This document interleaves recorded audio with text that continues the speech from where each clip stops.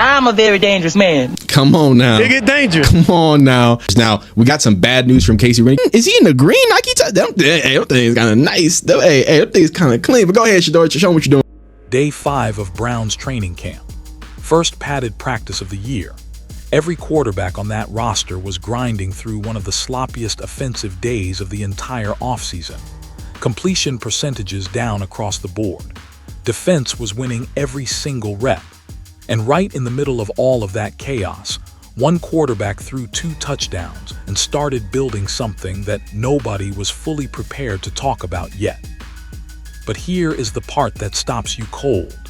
The single best throw of the day, the one that proved this quarterback already knows how to put a football exactly where it needs to go, happened on the exact same rep where his receiver went down grabbing his shoulder.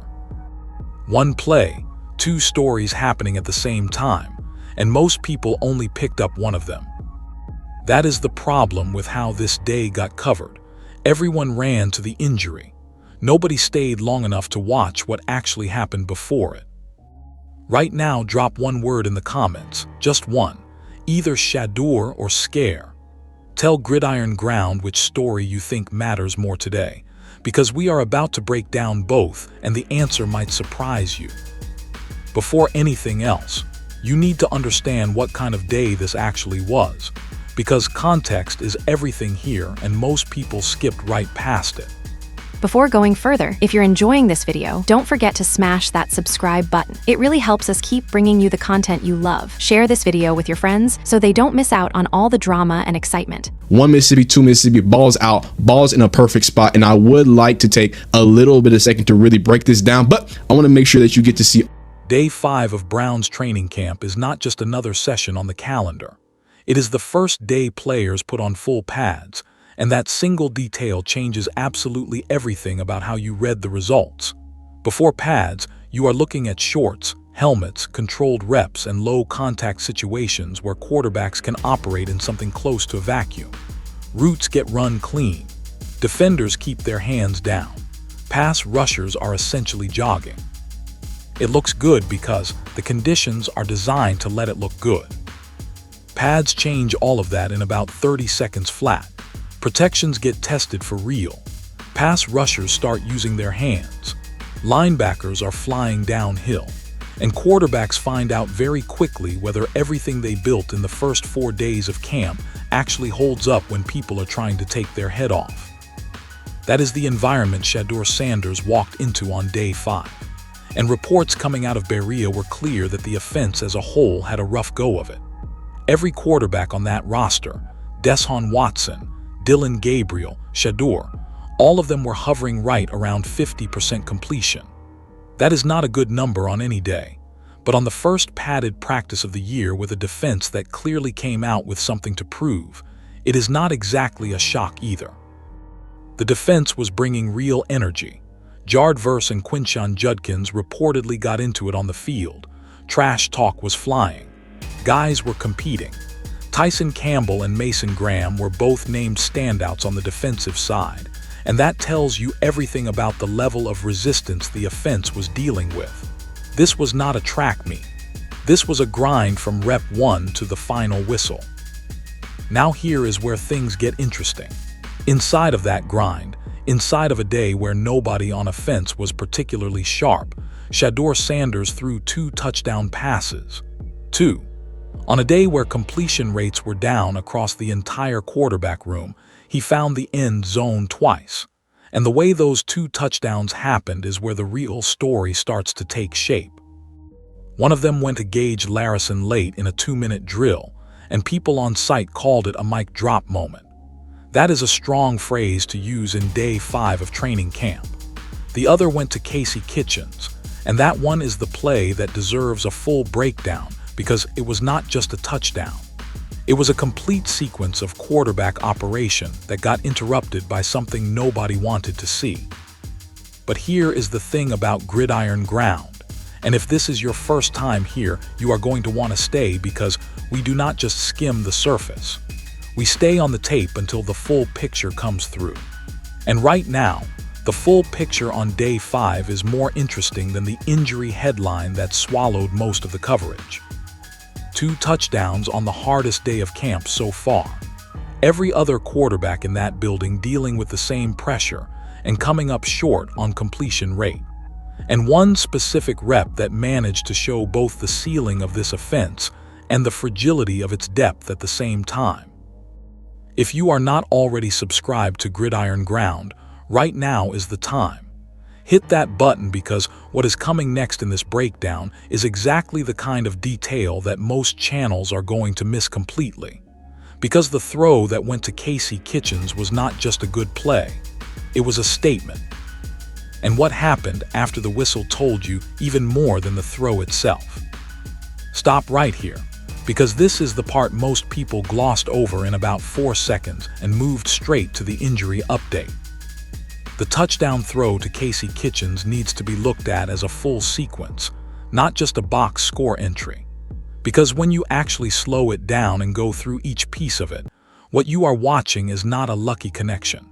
It is a quarterback already operating at a level that most rookies do not reach until their 2nd or 3rd training camp, if they ever get there at all.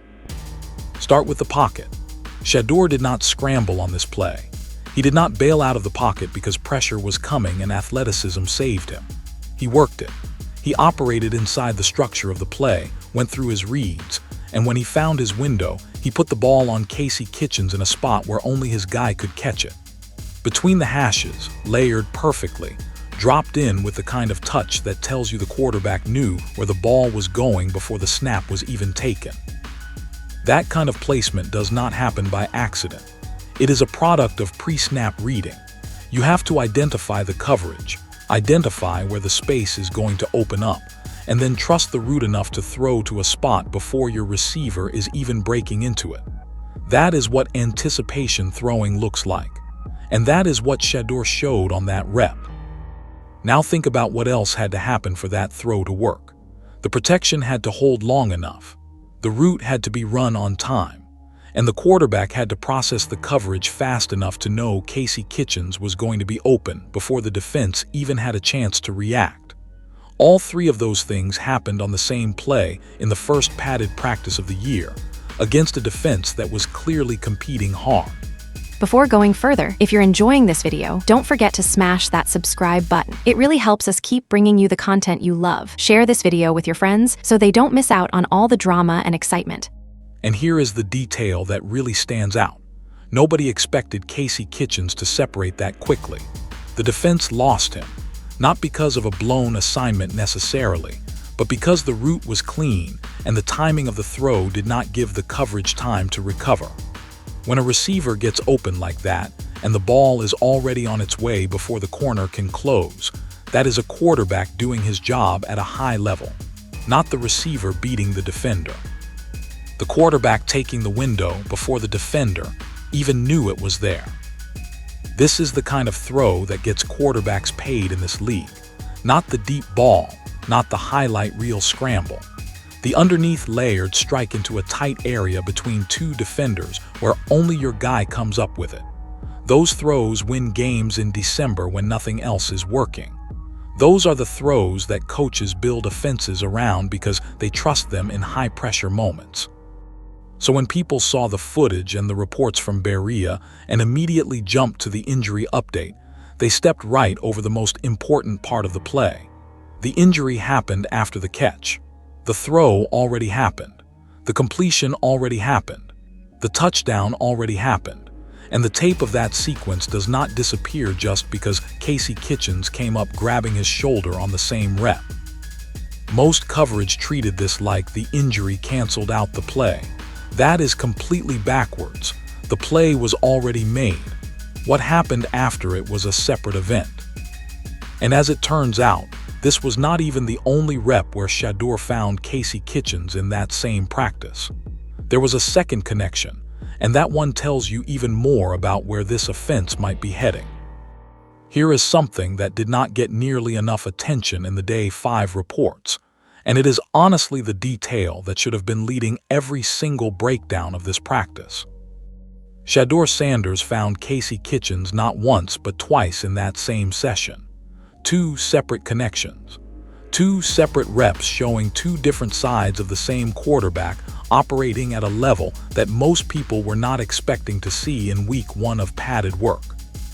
The second connection came with Shedeur working out of the pocket, then back into it, using what people on site described as a pulling guard technique to shift the protection and create an extra beat for himself before the throw. Now, if you are not a football person, that phrase might sound like a lot of jargon. So let us break it down simply, because once you understand what that actually means, the rep becomes a lot more impressive.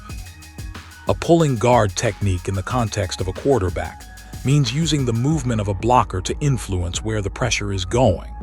Instead of standing still in the pocket and waiting for the rush to come straight at him, Shedeur essentially used his protection to pull the defense in one direction while he created space in another. The result was an extra half second, sometimes a full second, of clean pocket time that the defense did not expect to give up. That extra beat is everything. In a padded practice against a defense that had already been bringing juice all day, manufacturing an extra second of clean throwing time is not a small thing. It is the difference between getting a ball off on time and eating a sack.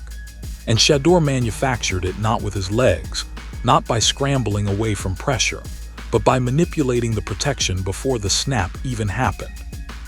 That is a football IQ play. That is a quarterback reading where the defense is overloading, making an adjustment at the line of scrimmage, and using his protection scheme as a weapon instead of just a safety net. Most quarterbacks at any level treat the offensive line as something that is either working or not working. The elite ones treat it as a tool they can use to shape the play before it starts. And on day 5, in the first padded practice of the year, Shedeur was already doing that. Now here is why this matters beyond just one impressive rep. This is gridiron ground, and we track the patterns, not just the moments. And the pattern here is clear. Shedeur is not just making throws. He is operating an offense. There is a difference between a quarterback who makes a play and a quarterback who runs a play. One of those is reactive. The other is in control. What these 2 reps with Casey Kitchens showed is a quarterback who is already in the control category on day 5. That is ahead of schedule. That is not what most people projected for a rookie in his first padded camp. And if you are watching this on gridiron ground for the first time, this is exactly the kind of detail we live for, because it tells you more about where this team is going than any injury update or completion percentage chart ever will. Hit that subscribe button right now if you want to stay ahead of the coverage, because we are not stopping at the surface level here, and we never do. So 2 reps, same receiver, same practice, 2 completely different demonstrations of quarterback competence. One was a ball placement play. The other was a protection manipulation play. Both connected to Casey Kitchens, and both happening on a day when the offense as a whole was supposedly struggling. That is not a coincidence. That is a connection being built in real time. Here is something worth decoding, because it got buried under the injury news and the general noise of a first padded practice, but it is actually one of the more telling details of the entire day. Casey Kitchens has been running with the 1s and 2s throughout camp, not the 3s, not the developmental group, the 1s and 2s. And on top of that, the coaching staff has been getting him schemed touches early, force-feeding him the ball at the start of sessions to get him going and comfortable in the offense. Now in regular English, what that means is simple. The coaching staff already has a plan for this receiver. They are not waiting to see if he earns reps through competition. They are building the offense around his usage deliberately and intentionally, which is a completely different thing. When a coaching staff says we are going to scheme touches for this guy early in practice so he can find his rhythm, that is code for this receiver is already in the plan, and we need him to feel it before the real work starts. For a rookie receiver, that kind of treatment in training camp is not standard. Most young receivers have to fight for every snap in the pecking order. They are competing against veteran depth, against guys who already know the system, against players who have built trust with the quarterback over multiple seasons. Getting force-fed scheme touches in padded practice means someone in that building has already decided this receiver is worth investing real offensive structure around. Now put that next to what happened in the actual reps. Shedeur found Kitchens on 2 separate plays, including a touchdown, on a day where the rest of the offense was grinding to stay above 50% completion. That is not a coincidence between a coaching staff that likes a receiver and a quarterback who also happens to like him. That is coordination. That is an offense where multiple people are on the same page about who matters and why. A lot of the conversation around Shadeur's developing weapons has naturally centered on Denzel Boston. That connection is real, and it has shown up throughout camp in ways that are hard to ignore. But here is the thing about young offenses. They rarely run through just one weapon. The best ones have a primary connection and a secondary one that defenses cannot key on because they are too busy respecting the first one. Before going further, if you're enjoying this video, don't forget to smash that subscribe button. It really helps us keep bringing you the content you love. Share this video with your friends so they don't miss out on all the drama and excitement. If Denzel Boston is drawing the attention, and Casey Kitchens is getting scheme touches underneath with the 1s and 2s, then what you are looking at is the early architecture of a 2-option passing attack. One that can stress a defense vertically with Boston and then punish them underneath with Kitchens when the coverage rotates. That is not a complicated offense. That is a smart one. And smart offenses built around a young quarterback who already understands protection and ball placement are the ones that tend to sneak up on people by October. The piece that ties all of this together is timing. Kitchens and Shedeur are building this connection in week 1 of padded practice, not week 3, not the preseason, week 1. That means by the time regular season kicks off, these two will have had weeks of reps together at full speed with full contact and real defensive pressure to sharpen everything. And here is the uncomfortable reality for anyone who has been sleeping on this Cleveland offense. The injury scare that everyone focused on happened on the same rep that proved the connection was already real. Kitchens did not get hurt before he showed up. He got hurt right after he showed up in the biggest way possible. That timing matters more than most people realized, and the injury itself deserves a much more honest look than it got. Here is how the injury actually went down, because the way some of this got reported online tells you more about how football media works than it tells you about Casey Kitchens. The play happened inside a 2-minute drill situation, roughly 90 seconds on the clock, offense pushing to score before the horn. High-pressure rep, which is exactly the kind of situation where you find out what a young player is made of. Casey Kitchens ran his route, separated from the coverage. Shedeur put the ball on him for the touchdown, and then Kitchens went down on that exact rep, coming up favoring his shoulder. That is the sequence, not a freak collision, not a blown assignment that put him in a bad spot. He ran his route, made the catch, and landed awkwardly. It is the kind of thing that happens in padded practice 100 times a summer. Most of the time it is soreness. Sometimes it is more. The problem is nobody waits to find out which one it is before they start publishing. Within about an hour of practice wrapping, some of the takes floating online were already running toward worst-case scenario language. Shoulder concern, could miss time, depth now an issue. All of that before a single update from the medical staff had come out. And that is the pattern you see constantly in sports media right now. Something happens, the injury language gets stretched as far as it will go, and the clicks roll in before the truth catches up. Here is the actual update straight from what people on site reported. Casey Kitchens walked off the field under his own power. No cart, no assistance needed. And after practice wrapped, he was out at the fence signing autographs for fans. Signing autographs, 20 minutes after going down on the field. That detail is not small. A guy who is in genuine pain, a guy who is dealing with something serious, does not stand at a fence signing his name for fans after practice. He goes to the training room. He gets evaluated. He does not do public appearances for the people who stuck around after camp ended. The autograph detail is the most honest signal you can get from a non-medical update, and it says this was a scare, not a setback. Now, does that mean everything is fine and Kitchens will be full go the next day? Not necessarily. Shoulder soreness is real, and it deserves to be managed carefully in training camp when there are weeks of work still ahead. The smart move is to limit his reps for a session or two, monitor how he responds, and let the medical staff determine the actual timeline. That is not a controversy. That is just how you handle a young receiver you are already invested in.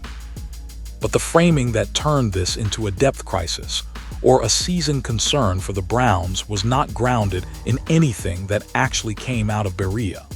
It was grounded in the instinct to make something bigger than it was because bigger gets more attention than accurate.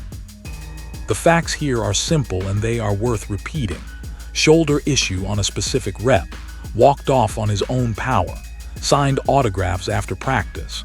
No cart, no assistance, no medical statements suggesting anything serious. That is the actual story. Everything beyond that is speculation dressed up as analysis.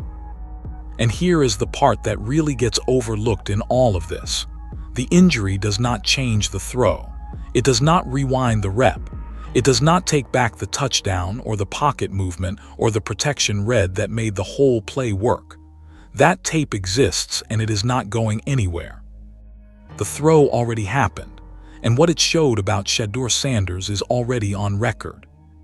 Now here is a rep that almost nobody was talking about after day 5, and it might actually be more impressive than the touchdown. At some point during that same practice, completely separate from the Kitchens connection, Shadeur Sanders identified an overload blitz look before the snap. Not after the snap, before it. He saw the defensive alignment, processed what it meant for his protection, and made 2 adjustments in real time before the center even snapped the ball. First, he brought his tight end in for extra protection on the side where the overload was coming from. Second, he called a full slide left for his offensive line, shifting the entire blocking scheme to account for the pressure he had identified. And then, after making both of those adjustments from the line of scrimmage, he still got the ball out on time for a big completion. Read that again slowly, because that sequence is not normal for a rookie in week 1 of padded practice. Identifying a blitz look pre-snap is one thing. A lot of quarterbacks at the college level develop the ability to recognize certain pressure packages from the way defenses align. But making 2 separate protection adjustments at the line and then executing the throw correctly after all of it is a completely different level of operation. That requires the quarterback to hold multiple things in his head simultaneously, while a defense is trying to confuse him with movement, disguises, and personnel shifts right up until the snap. The reason this matters is because it tells you something about Shedeur that the touchdown catch alone could not tell you. The Kitchens connection showed ball placement and pocket comfort. This rep showed pre-snap processing. And pre-snap processing is the thing that separates good quarterbacks from great ones more than almost anything else, because it is not coachable in the traditional sense.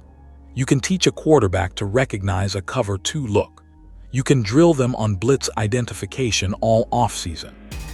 Before going further, if you're enjoying this video, don't forget to smash that subscribe button. It really helps us keep bringing you the content you love. Share this video with your friends so they don't miss out on all the drama and excitement. But the ability to process it quickly enough to make 2 adjustments and still execute the throw cleanly is something that has to be naturally there. You can sharpen it, but you cannot install it. Shedeur apparently has it installed already, on day 5. Now, is 1 rep proof of anything definitive? No. And Gridiron Ground is not in the business of crowning anyone based on a training camp practice in August. But what this rep does is establish a data point. And when you stack it on top of the pocket movement from the Kitchens reps and the protection manipulation with the pulling guard concept, you have 3 separate data points from the same practice, all pointing in the same direction. This quarterback processes the game faster than most people expected at this stage. That is not hype. That is what the reps from day 5 are showing. There is also something worth noting about the context of that blitz rep. This happened on a day where the defense was clearly the aggressor. Jard Verse was competing hard. The secondary was flying around. The overall completion rate for the offense was down across the board. That means the conditions were exactly the kind that expose young quarterbacks who are not ready for the speed of a real padded practice. And in those conditions, Shedeur made a pre-snap blitz check, adjusted his protection scheme in real time, and still completed the ball for a positive gain. That is not surviving a tough day. That is operating on a tough day. There is a difference, and the difference matters enormously when you are trying to figure out where a young quarterback actually is in his development. What you are starting to see across all of these reps is a pattern, and that pattern is the real headline from day 5. Patterns are what separate the actual analysis from the surface level takes, and the pattern across every single rep from day 5 tells one consistent story. Shadeur Sanders is not just making plays, he is running an offense, and there is a meaningful gap between those two things that most of the coverage from that day completely failed to acknowledge. Making a play means something went right. A receiver got open, the pocket held, the ball came out clean. Those things happen. Quarterbacks at every level have moments where the play works and they execute it. Running an offense means you are the reason the play works. You read the coverage before the snap. You adjusted the protection. You trusted the route. You threw to a spot before your receiver broke into it. You manufactured the conditions that made the completion possible, instead of just benefiting from conditions that happened to fall your way. Every single notable rep from day 5 falls into the second category for Shedeur. The Kitchens touchdown was not a broken play where he scrambled and found someone open downfield. It was a designed play that he executed with pre-snap awareness and anticipation throwing. The second Kitchens connection used protection manipulation to create extra time before the ball even left his hand. The blitz identification rep showed him adjusting the entire protection scheme from the line of scrimmage and still completing the football. 3 reps, 3 different demonstrations of offensive control, all on the same day, all on the hardest day of camp so far, and all while every other quarterback on that roster was grinding through a 50% completion rate with no touchdowns to show for it. Now this is the point where Gridiron ground goes on the record. We do not make projections based on one day of training camp. That is not how this channel operates, and if you have been here for any amount of time, you already know that. But what we do is track the patterns that other channels ignore, because that is where the real information lives. And right now, the pattern from day 5 is not subtle. It is 3 separate reps, 3 separate skill demonstrations, all pointing toward a quarterback who is operating ahead of where he was projected to be at this point in his development. That matters for this season. It matters for this roster. And it matters for how you should be thinking about this Cleveland offense going into the regular year. The narrative that got pushed after day 5 was almost entirely injury-focused. Kitchens went down, shoulder concern, depth question, doom and gloom for the receiving core. And that narrative was not completely without basis because injuries are real and receivers matter. But it completely swallowed the more important story, which is that the quarterback who threw to Kitchens is already showing signs of being the kind of player who makes receivers better by getting them the ball in perfect spots before they even realize they are open. That is not a small thing to miss. That is the headline. If you are watching this and you have been following Gridiron Ground for a while, drop a fire emoji in the comments right now. And if this is your first time here and you made it this far into the breakdown, that should tell you everything you need to know about whether this channel is worth a subscription. We stay on the tape. We stay on the details. We do not leave until the full picture is in front of you. The story of day 5 is not just about what went wrong. It is about what is already going right. And what is already going right with Shadeur Sanders in week 1 of padded practice has some real implications for what this offense could become by the time the games actually start to matter. So let us bring the full picture together. Here is where all of it lands, and it is a more interesting place than most of the Day 5 coverage left you. Shadeur Sanders walked into the first padded practice of Brown's training camp and operated at a level that most people were not expecting to see on Day 5 of his professional career. 2 touchdowns, pre-snap blitz identification, protection adjustment from the line of scrimmage, pocket movement without scrambling, ball placement in tight windows, multiple connections with a rookie receiver who the coaching staff has already built schemed usage around. All of that happened on a day where completion percentages were down for every quarterback in that building, and the defense was clearly coming out with something to prove. Now the natural question that follows all of this is, what does it look like when conditions improve? What happens when Casey Kitchens has full health and full reps over multiple weeks of camp? What happens when the protection schemes get sharper and the receivers have more time to build timing with a quarterback who is already anticipating their breaks before they happen? What happens when this offense goes from week 1 of pads to preseason games where the reps become real stakes? Speculation framed honestly here, because that is how Gridiron ground operates. Nobody knows for certain. Training camp reps do not guarantee anything about regular season performance.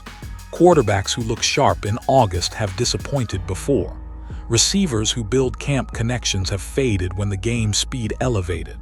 All of that is true, and all of it deserves acknowledgement. But here is what is also true. The reps from Day 5 were not flukes. They were not one-off moments of a plan coming together by accident. They were consistent demonstrations of a specific skill set across multiple situations in the same practice.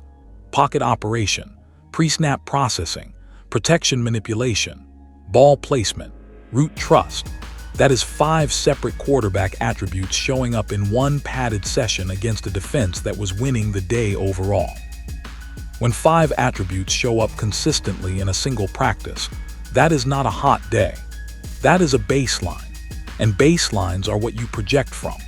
If this is where Shadeur Sanders is on Day 5, and the reps across camp continue to build on each other the way the Kitchens connection has been building, then the ceiling on this offense is higher than the preseason projections gave it credit for. The piece that ties everything together is Casey Kitchens, because he is the receiver who showed up on both of the most impressive Shadeur reps of the day. His usage tells you the coaching staff already believes in him. His separation on the touchdown rep tells you his route running is already real at this level. And his response after going down, walking off on his own and signing autographs 20 minutes later, tells you he is not someone who is going to let a scare turn into an absence if he can help it. When he comes back to full reps, and every early sign points toward that happening soon, the connection with Shedeur does not reset. It picks up exactly where it left off, and it already left off in a very interesting place. The defense won Day 5 overall. The completion percentages tell that story clearly, but the quarterback who threw 2 touchdowns in the middle of a rough offensive day, who read a blitz before it came, who manipulated protection at the line, who layered a ball into a tight window and trusted a rookie receiver to be there, that quarterback did not lose Day 5. He used it. And the question worth sitting with right now is whether this Cleveland offense is further along than anyone wants to give it credit for yet. Because Day 5 just made that question a whole lot harder to dismiss. Let us bring it all the way home. Day 5 of Brown's training camp was supposed to be a rough day for the offense, and in a lot of ways it was. Completion percentages hovering around 50% for every quarterback on the roster. Defense dominating. Energy high on the wrong side of the ball. It was a grind from start to finish. And right in the middle of that grind, Shadeur Sanders threw 2 touchdowns, read a blitz before it arrived, adjusted his protection scheme at the line of scrimmage, manipulated his pocket with a pulling guard concept, and built 2 separate connections with a rookie receiver the coaching staff has already decided matters to this offense. Casey Kitchens went down on the best rep of his camp so far. He walked off on his own. He signed autographs after practice. And when he comes back, the connection he was building with Shedeur before the scare is still there waiting. The shallow read on day 5 was injury concern and a sloppy offensive performance. The real read is a quarterback already operating ahead of schedule in the most important areas of the position.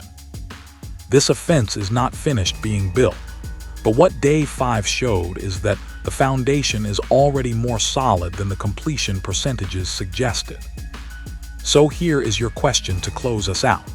Do you think Casey Kitchens is back on the field within the week, or does this shoulder linger longer than the Browns are letting on? Drop your answer below.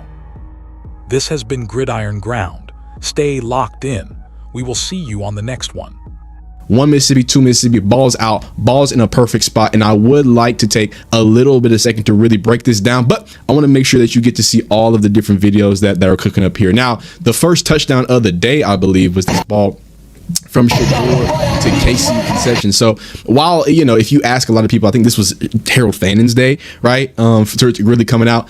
There was a great connection with Casey and Shadeur Sanders.